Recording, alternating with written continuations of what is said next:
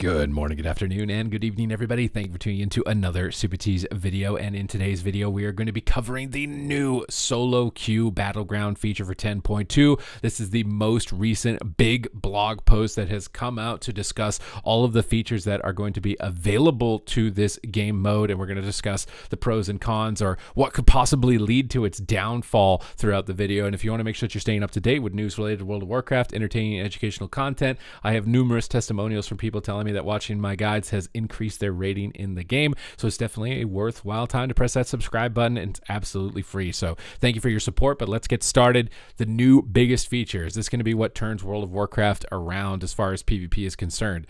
The Guardians of the Dream content brings with it a variety of new content, including a new mode of play, allowing players to engage in PvP via a new solo queue for an 8v8 player battleground experience. Like the introduction of Solo Shuffle, the introduction of the Battleground Blitz Brawl could start down the path towards introducing it as a rated mode. This is the first big problem.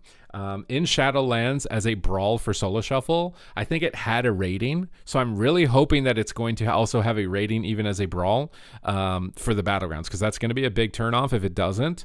The other thing is, in Shadowlands, you needed the honor from it to upgrade your gear. So this was all contributing to why the brawl for Arena Solo Shuffle was so successful, and then ultimately why it was implemented into the game. So if this Battleground Blitz comes out and doesn't have rating to it like it did for the Arena Solo Shuffle, or we don't need honor, right? Honor is not really necessary, although at the beginning of the first week, the honor gear is going to be better than the current conquest gear, so it's likely going to be very populated. So they need to be very careful with this. It needs to have rating, and I think that it needs to be the best source of honor for gearing up our characters. So this is the thing you're doing when the patch comes out, to gear up your character for the rated content. Otherwise, I'm a bit worried about the brawl succeeding, especially into the long term. Get into the Blitz. Players will be able to queue either solo or as a duo if one player is a healer. I love that feature.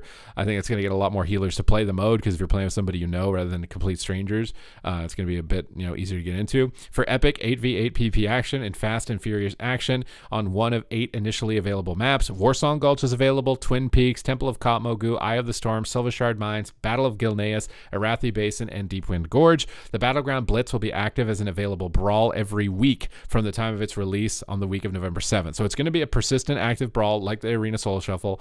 Like I said, needs to have rating, needs to be the best honor source, and needs to give some conquest, honestly, contributing to the vault at the end, I think, to really get people to play it. Otherwise, it's going to be dangerous. Team composition. Each team will be comprised of 2 healers, 5 to 6 damage dealers, and 0 to 1 tank. Opposing teams will always have the same number of tanks, either 0 or 1. Matches that do not include a tank will not take place on any Capture the Flag maps, such as Warsong Gulch and Twin Peaks. So if there's no tanks playing, you'll never get a Capture the Flag map. Or if there's one tank, he's just going to be in that queue for a long time. Kind of makes me think that tank queues are going to be long. Similar to how DPS queues are, and likely DPS queues will be fast because there's more volume for you to fit into this with 2 healers, right? It's almost twice the amount of DPS as Arena Solo Shuffle, so the queues should technically be faster, I think, as DPS, which is going to be a plus side considering how many people play DPS. Matches that have a tank as a part of the team will occur on any map. I don't know if I'm a fan of that. I feel like the team fights are going to be so slow on Gilneas and stuff with 2 healers and a tank. I feel like I'm a bit worried about that. But I guess we're gonna have to wait and see. Hopefully the tuning starts to be more ongoing as the patch actually comes out.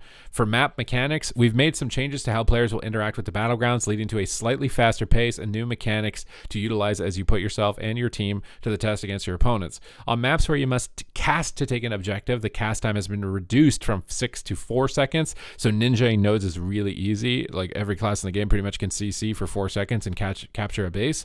On domination maps, control points are captured in 30 seconds after being contested, reduced from 1 minute. And on all maps, players will gain a new buff, Swift Pursuit, which increases mount speed by 150%. So you're able to move base to base to base really quickly. It's a lot faster pace.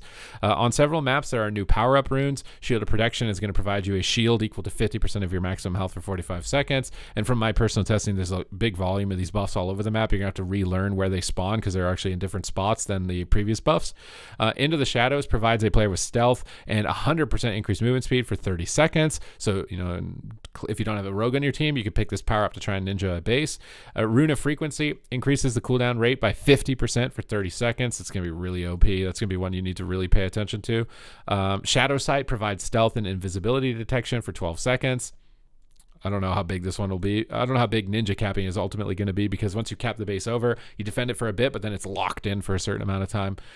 To account for a leaner matchup of teams in 8v8 format, we've made some additional modifications to maps with Eye of the Storm, Wrathy Basin, and Deep Wind Gorge accounting for the most significant change. Eye of the Storm, only 2 of the 4 nodes are capturable at a time, 1 per side, which awards points, with the middle flag being available to capture: Mage Tower or Draenei Ruins, and Fellweaver or Blood Elf Tower. When the middle flag is captured, previous nodes move to neutral and reset. 2 nodes, 1 per side, reactivate alternating. Points for capturing a flag are significantly increased. When a flag is captured, the existing available nodes will become uncapturable after 15 seconds. The other set of nodes will become available. So you're not just sitting there with one base defender. The fight is actively always moving around the map, which is really nice. So that way, if you are defending a base, you don't even have to really defend it for a very small time, then move to somewhere else. And you're not going to be a base defender and feeling like you're up to your team, whether or not you're going to be able to win the battleground. So I think it's a good change overall. Wrathy Basin and Deep Wind Gorge has 5 capturable nodes. Increased resource acquisition. After you capture a node entirely, you control it for 45 seconds. That's what I meant. You don't have to defend it. You can just move to the next node. It then deactivates and can be captured again 5 seconds later. To fully capture a node, you have to complete the 4-second cast and then hold the point for 30 seconds without the enemy team recapturing the node. There are added timers located under objectives in the UI. Make sure you hit the arrow on that. It's on like the top right area of the screen. You hit the arrow down and it shows you the timers for all the bases. If that's not down, you won't be able to tell. I noticed that on the beta the few times that I tested it.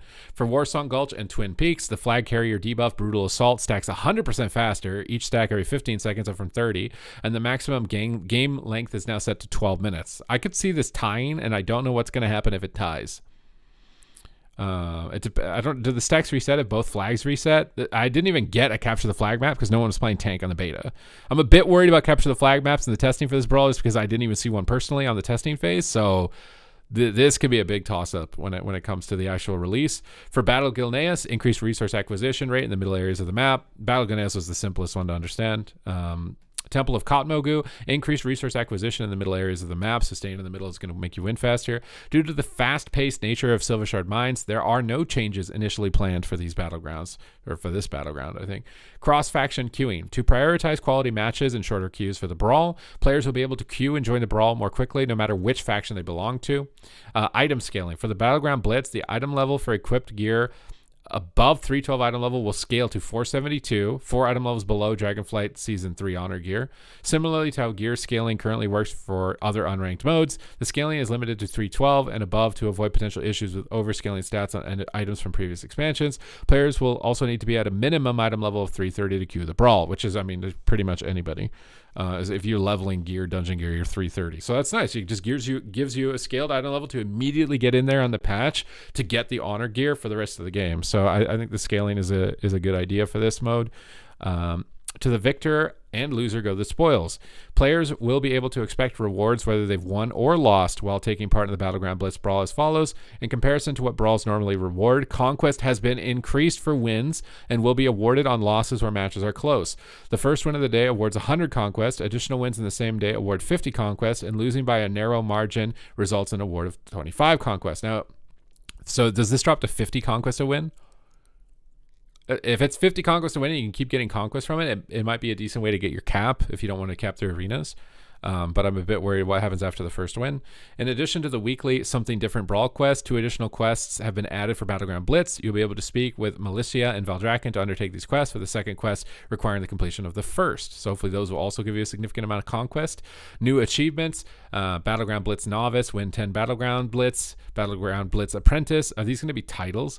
Win 25 Battleground Blitz matches, Battleground Blitz Veteran, win 50, Learning the Ropes, complete 25, Brawl Room Blitzer, complete 50, and Battle Scarred Battler, complete 100. So in-game achievements for achievement hunters, good motivation for those players that are motivated that way. I think this is a nice addition to it. The fine print.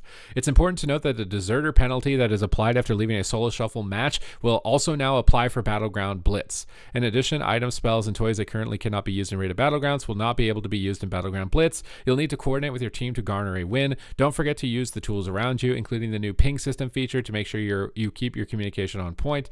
Arriving with the Guardians of Dream content patch, the Battleground Blitz will push your skills in fast and furious PvP battle. Are you ready to dance? So I'm very excited for this. I'm hoping that the tuning timing is hit right, so that the team fights are engaging and they don't end up in permanent stalemates with healers never running out of mana. That's my biggest concern. Next one is I'm not sure if it's actually going to have a rating on it, because I'm pretty sure the Soul Shuffle Arena, even though when it was a Brawl in Shadowlands, had a rating on it.